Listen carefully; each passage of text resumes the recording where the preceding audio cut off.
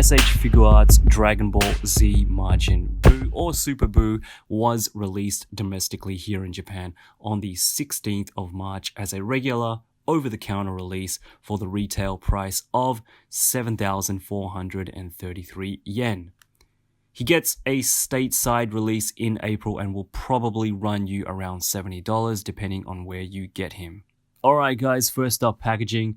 Design-wise, it's what we are all used to seeing with all current Figuarts Dragon Ball releases.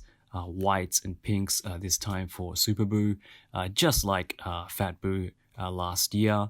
The front with all the important logos and Tamashii's seal of quality control approval right there. Sides.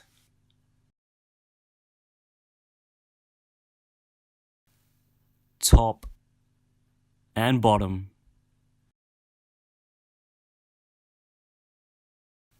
And the back.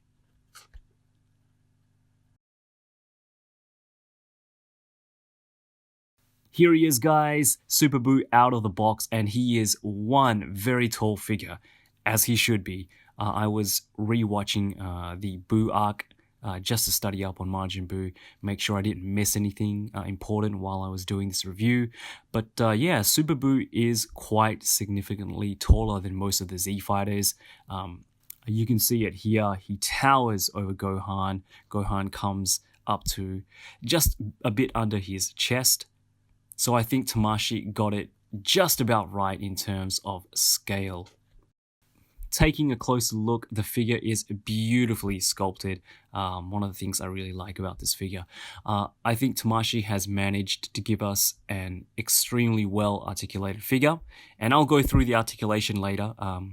But you know, without breaking up the really, I guess, streamlined design of the character, and this version of Buu is supposed to be tall, lanky, muscular, but with a slimmer build. It's a really particular look. And I think Tamashii did a great job putting, points of articulation in areas that are needed without sacrificing the character's aesthetic. It's not perfect, and if I really had to nitpick this figure, there are a couple of areas that I think Tamashii could have improved on, just a bit. Looking at the head sculpts, we get 3 in all, and all 3 are fantastically sculpted, as I mentioned before. Buu, in all of his forms, is a really expressive character, I think, more so than most of the villains in Dragon Ball Z. But I think the 3 faces Tamashii chose to give us head sculpts of are pretty iconic to Super Buu. Just really clean paint apps, nice and sharp around the eyes, really well done. Super Buu's torso and arms are molded completely in a light pink plastic with his gauntlets or his, I guess, cuffs, whatever you want to call them, being separate. A separate softer plastic molded in black with painted gold detail around the edges. We also get the same detailing around his ankles and the same on his belt as well. The holes on Buu's torso are also filled in with black paint, kind of like a wash, I guess. And the only other paint work we get with this figure is around the pants. Not too much, just around the knees, the crotch area, just to bring out some of the details.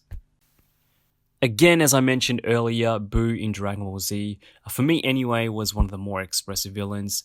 He was sadistic, unpredictable, comical, and sometimes, kind of scary, I guess, for the Z fighters.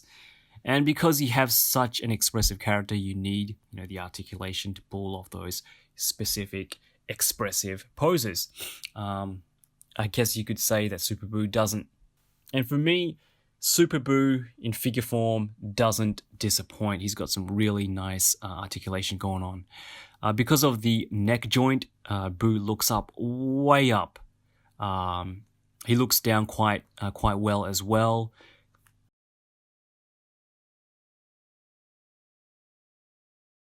Side to side.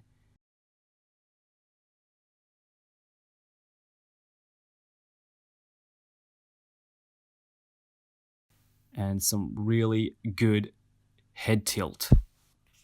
Super Buu has some really nice, deep butterfly joints. They actually go out pretty far forward and lets him cross his arms over like this, which is really nice. You do get some gaps in between the shoulders, but I think it's a small sacrifice to get that extra bit of articulation.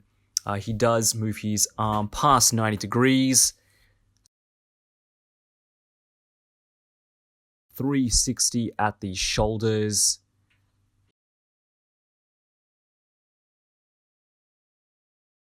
He does have upper bicep swivel, double jointed elbows. Although the double jointed elbow, the actual joint piece, isn't molded, isn't shaped in an elbow shape, which kind of looks a little off, kind of ugly, and it does leave a gap there. One of my minor nitpicks about this figure. He does actually have a swivel at the forearm,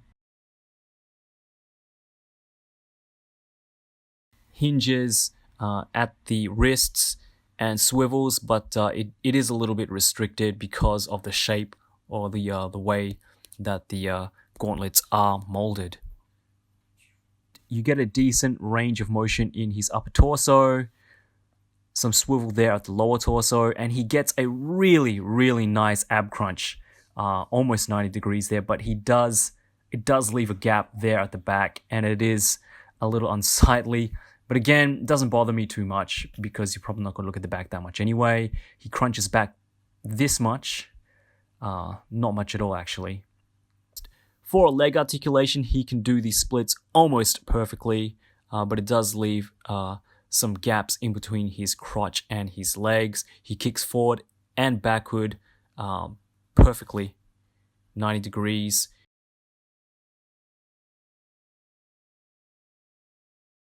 He does have upper thigh swivel, double jointed knees,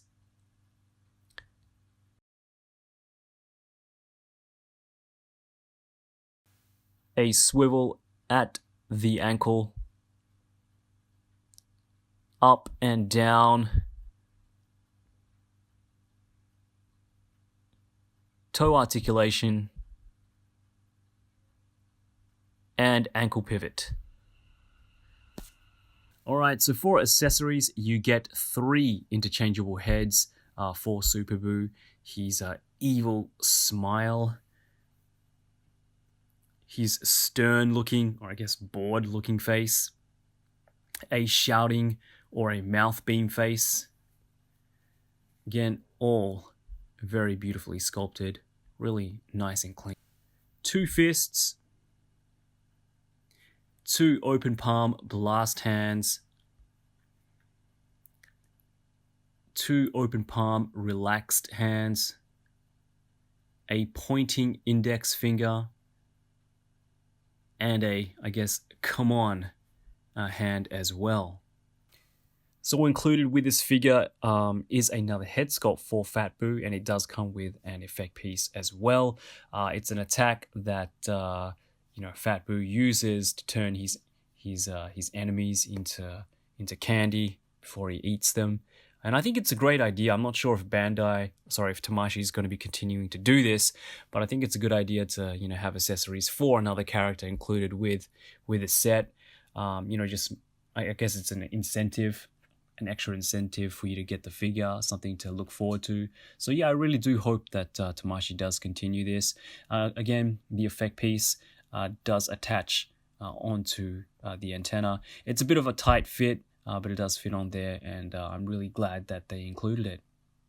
So it looks like we're starting to finally fill out our Buu arc figures, which for me is fantastic. I like having my figures facing off against one another on my shelf, and I think Super Buu, I know will look great paired up with Gotenks or my stand-in Ultimate Gohan, just until we get a 2.0. But looking at all the current figures we have right now from the Buu arc together like this, makes me pretty excited for more versions of Buu. I really do hope Tamashii gives us the other transformations as well. It also gives me hope that we might get other versions of Cell and Frieza too. Anyway, just recapping on the figure itself, no QC issues on my copy, all joints are tight, paint is clean, just a really solid figure overall. Again, the best thing about this figure for me is just how expressive it is, the articulation. You can really recreate all the poses from the anime. You get some decent accessories, though I would have liked an effect piece for Super Buu himself. Anything would have been nice. Again, not perfect, a bit gappy in some areas when you pose it in certain poses, but nothing that really bothers me. This is a figure with a lot of shelf presence, and I really do recommend it for Dragon Ball Z collectors, Figuarts Dragon Ball Z collectors. He is sold out everywhere in Japan. I've looked, and it's only been the first day, so pick him up while you guys can. You won't be disappointed. Alright guys, I hope you enjoyed that video. If you are new to the channel, please feel free to subscribe and hit that bell button so you know when my next video comes out. Yeah, make sure you follow me on Instagram. Make sure you follow me on Frankenculture. I'll have the links down in the description below. Have a fantastic weekend. Have a fantastic week, and I'll be seeing you all very soon. Bye for now.